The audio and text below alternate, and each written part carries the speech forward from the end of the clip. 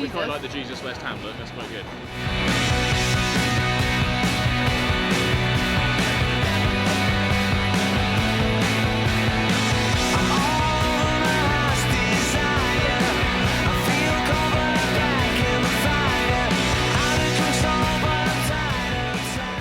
Can you please welcome a very funny, a very clever, and a very sexually diseased man, Russell Brand, ladies and gentlemen.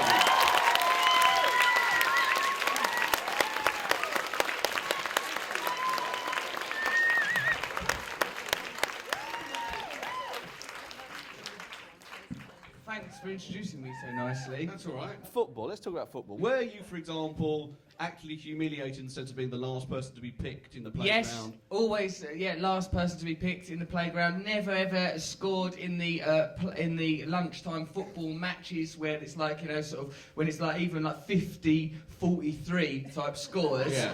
I would still not get on the score sheet. I'd be lucky to be selected. Yeah. Just ambling about, kicking crisp packets. Tubby, lost, alone. Yeah. Somehow, though, I've come to love that game. Right.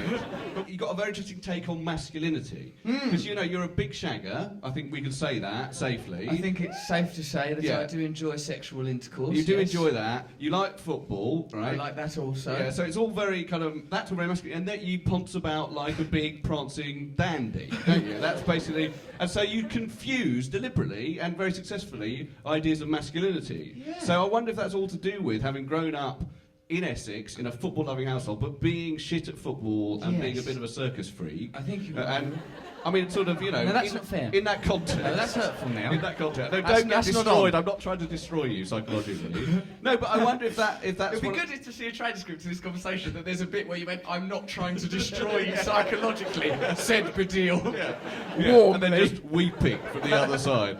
But I wonder if, how that worked for you later on when you thought, right, I'm going to go to football, I'm going to get over that. I think it's quite pertinent. Well, there was never a choice to go to football. I was taken to football non-consensually because my dad took me. But what you said before was correct in that I felt like I could never align myself with traditional masculinity in that I'm no good at football or fighting. And I'm going to really work on the fighting. I've been hanging around with some quite tough chaps. Here's one of them just there. Yeah. Hello, nice to see you. I think you pay them, though, don't you, to protect you from people who might be trying to kill you, mainly. I thought that we were genuinely friends.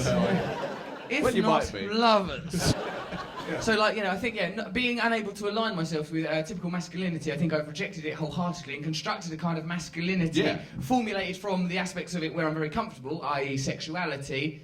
In fact, just that. There are other aspects. Well, and football. And football. I suppose that the reason that it's not difficult for me to write them articles without being compromised is because there is often a corollary between the way I see football, the way I see myself, and the way I see the things that are significant and important in life. In fact, David, if I may read momentarily... Please do. Read a bit, yeah. Thank you. This is where the game's power lies. When abroad, if I see someone in the shirt of a British football team, even Tottenham, after ascertaining that they're not dangerously drunk, I will make eye contact and talk about football. It gives us common language. We recognise that whether you're hollering for Hull City to stay up, this was written a while ago, or for Manchester United to gobble up another cup, what you're actually doing is submerging your identity as an individual into a whole that is common to us all. Separation is an illusion, and in a game that is built around opposition, we discover that ultimately we are all one. Please, would you give a huge round of applause to the fabulous Russell Brand. Thank you. And David Baddiel, thank you. Thank you very much for doing that, David.